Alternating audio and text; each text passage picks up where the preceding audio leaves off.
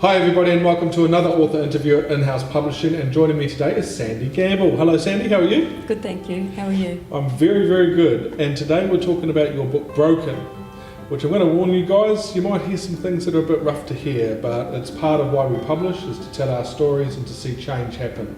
So Sandi, I'll let you be the one to tell us, what is this book all about?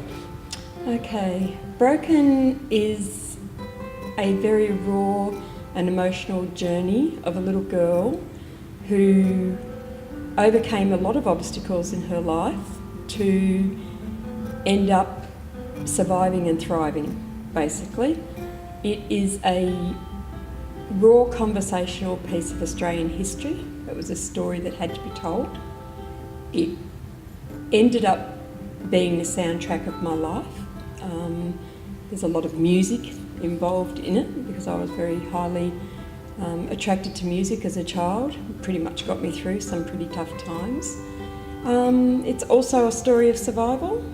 It's a story of not only my survival, but the survival of 500,000 other children in Australia, known to be forgotten Australians by the Australian government. I think it shines a light on a lot of issues that happened in Australia's history that they prefer to bury. And let's go into that, because you are this little girl. I am this little girl, yes. The story is your story, and what is it? What is a forgotten Australian? To those that don't know. Okay, a forgotten Australian is a child that spent time in an institution in in the 1900s, so pretty much from 1901 through to about 1975. They were children in care. They were put into care by the courts, by their parents, by the police. It was the largest amount of children in the world to ever be institutionalised, and a lot of these kids did nothing wrong. They were just put there for basically to be cared for by government institutions, private institutions run by like Salvation Army, Catholic Church, Baptists. There's a whole range of religious orders that got involved in looking after children, but they were far from looked after in these institutions. They were physically and emotionally abused. Before we go there, why were you there? Why were you in the institution? Okay, I was put into the convent because I was classed, or my mother classed me as a naughty child. I was basically looking after myself from the age of 6 when my father left my mother. My mother went down in a heap and she just couldn't look after me in the way that she should have. She was not mentally capable of looking after me. She'd had a nervous breakdown. She hadn't received any help for that nervous breakdown. And over a period of time, between about the age of 6 to the age of 12, I was left pretty much to my own resources. Yeah, my mum was not home. She was not there to feed me. She was not there to look after me. She was just not there. And of course I was left to the detriment of myself. Where was she? Okay, my mother started to drink actually before my father left, and it became a part of her life. So Mum was out there looking for companionship. All she had was a kid at home, you know, and she wanted adult companionship. She wanted somebody to talk to, somebody to offload to, somebody that would listen, and maybe even somebody that would just love her, because she'd been hurt quite badly. And so Mum was at the pub pretty much. She worked in the mornings and then she went to the hotel. She came home about 11 o'clock at night and she started the whole process again. Did she hurt you? My mum never hurt me, no. She didn't actually physically hurt me. Emotionally, mentally, yes, she did. Psychologically, wow, yeah, many scars. But my mum would drag me out of bed constantly all night when she got home. She would sit there drinking for hours and she would pull me out of bed and she would want me to tell her about how I hated my father. She would put other members of my family down consistently people that I loved and that meant a lot to me. And I'd go back to bed and I'd get pulled out of bed again. And this process just happened over and over. And it happened right up until I was 16 years of age. What happened then? Let's fast forward to the time when the decision, was it your mum's decision to put you into the convent? I don't think it was my mother's decision in actual fact. I think the decision was my auntie, more so than my mother. I actually got expelled from school, and it was because I was a truant. I didn't go to school. Nobody was there to make me go, so I didn't go. It was more fun to stay at home. And I decided pretty much one day that I was going to go to school. You know, if I was to have a future, I really just needed myself to push myself to do it. And anyway, I went to school, and about a week later my mum got sick, so I asked if I could go home and look after her, and we did, or I did.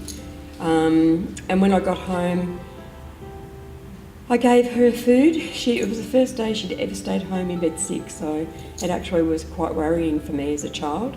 And on the way back to school, I went the wrong way because I wanted to see my friends. But I fully intended to go back to school, and I was picked up by the police. So when I got back to school the next day, I was expelled because they'd seen me go past the school in a police car in my school uniform. And the expulsion was what put me into the convent. Okay, let's go into that now. You're in the convent. This was the beginning of the journey to be a forgotten Australian. Yes. What happened there? Oh, what didn't happen there? I was put into a Magdalene Asylum, or it was known as a Magdalene Asylum, for 16 years and older. They were only registered for that age group, and I was 12 years old when I entered. There were other children there that were 11. It was run by the Catholic Church. It was a Good Shepherd convent. There's 8 of them in Australia, or there was 8 of them in Australia, and each of them had a laundry attached to it, which was classed as a Magdalene laundry. They had run them in Ireland for many years, and pretty much in Ireland it was older girls that had gotten pregnant or were in trouble, and they were put in there. But in Australia, they just took all the children because the government paid for children to go into these institutions. And we were worked from morning to night. What? We were worked in the laundry. If we weren't in the laundry, we were scrubbing out on our hands and knees. Everything. Windows, brass, cleaning nuns' rooms. You name it, it was done by the children that were actually in that convent.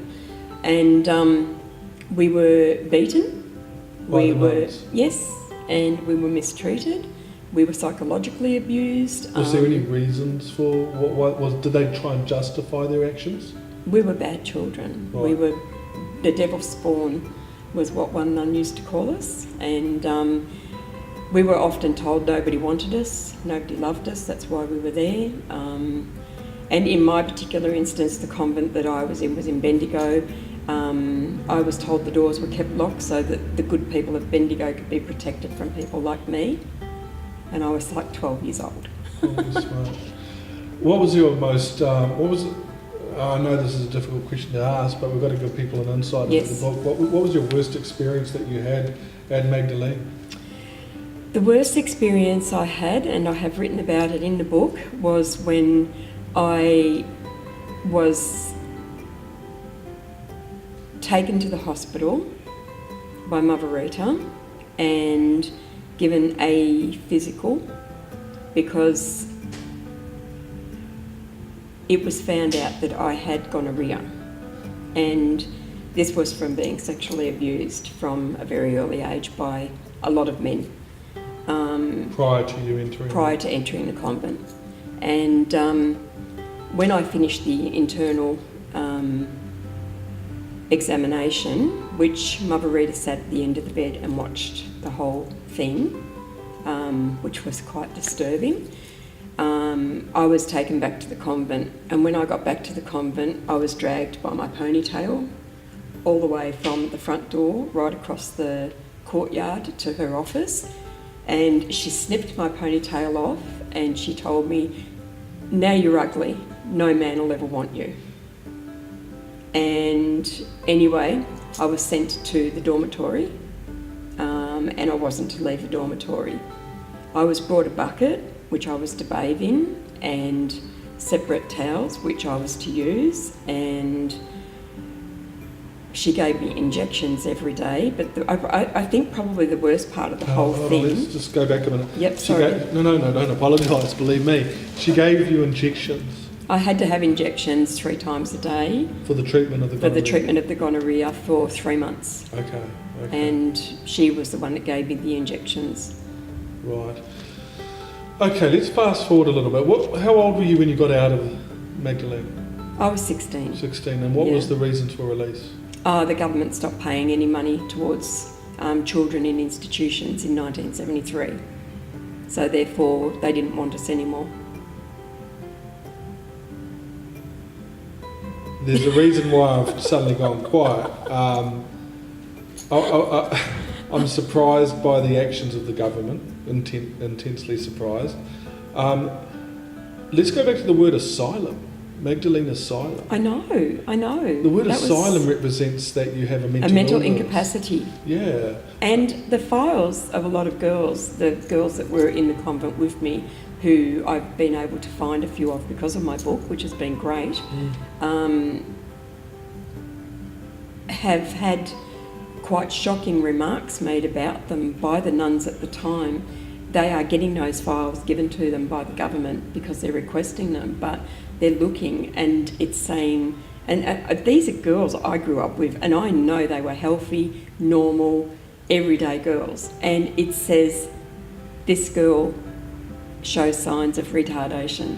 Oh my God. You know, and it's not just once, it's constant. And the reason we have found out since then is they were paid more for people who were mentally classified in those days as mentally retarded. I know that that's very politically incorrect now, but that was the wording used back then. I think, especially in the midst of this interview, being politically correct is not going to be the case. Sandi, you and I are all good. Okay, you turned 16, you're released because the government seemed to not want to take any ownership over the children of and they were this great country. Closing the convents down because of that. Okay, right. So what happened to you? I went home. My very first night at home, I had a huge argument with my mother because she wanted me to constantly get out of bed and run everybody down, and she was drunk, and I said no, enough, because I've got a life that I've got to move ahead with. I've got to get a job, and I just can't do this anymore. Had she come in and seen you when you were in the institution? She was allowed to come and see me once a month, and she did. Right. The nuns didn't like them to come any more than that.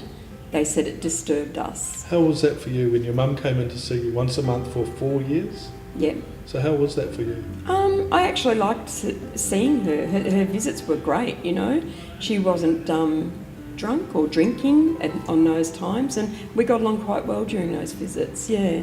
I've worked with you for a little while now, and we've been, like, you've published this book prior to you and I meeting, and then we're republishing again now. And we've got a massive journey heading into the new year, and on we go. And onwards, yes. And in my time working with you, I've done a fair bit of research, and I've read a lot of the comments about you and about the book, and you know the resilience, how brave you are. Those sort of comments just seem to be rattling out of your social media. Your Amazon has been absolutely mind-blowing, the results, and you haven't even done anything with that. It's just been putting it up on Amazon, it's been going gangbusters. Let's look at this life now, without going to right throughout the rest of your teenage years, but when you left home and you started actually building your life to where you're at now, it's been a constant journey through terror. Tell me about absolute terror. I was a typical latchkey kid with an institutionalised mentality. I had no skills, I had no social skills, I had no living skills. We weren't taught how to do things at the convent. We were taught to clean and how to work in a laundry effectively. I had very little education. I had to basically start from there, but I also had a big target on my forehead, because I was also a victim, and I was in victim mentality. And of course I was ready for anybody that was going to show me an ounce of love to take me and do whatever they wanted to me. I was pliable at that point. Which led to? Which led to me meeting my first husband, who was a drunk, or not even drunk, that's not the word for him. He was a violent alcoholic with a schizophrenic personality disorder. Wow. How long were you there? I was with him for 6 years, and I had 2 children to him. And I was beaten morning, and I was beaten noon, and I was beaten night. I was thrown downstairs pregnant. I was beaten inside the hospital room when I was admitted to hospital with complications for the pregnancy. So I presume you left? I did leave. I had the last night, it wasn't the last night that I was with him, but about 3 weeks before I actually left him, I came home from an outing that I'd taken, which I really couldn't see was such a bad outing, but anyway, I'd taken an outing. I wasn't allowed out of the house. He was very controlling.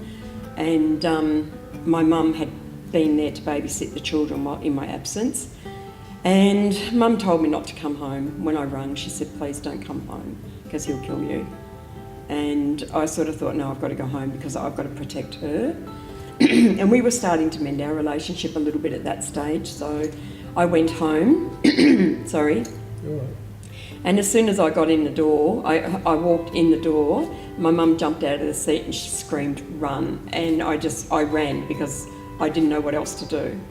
And he came straight out of the chair he was sitting in. He was drunk, screaming after me, chased me up the road and beat me to within an inch of my life in the middle of Plenty Road in Melbourne, on the tram tracks. So it was right in the middle of the road, and he left me laying there. Did anyone see? Was anyone there? My mum was standing by the side of the road watching it and screaming at him to stop, but she jumped there's a little phone box there, and she jumped into the phone box and called the police and said to them, you need to come because he's beating her to death.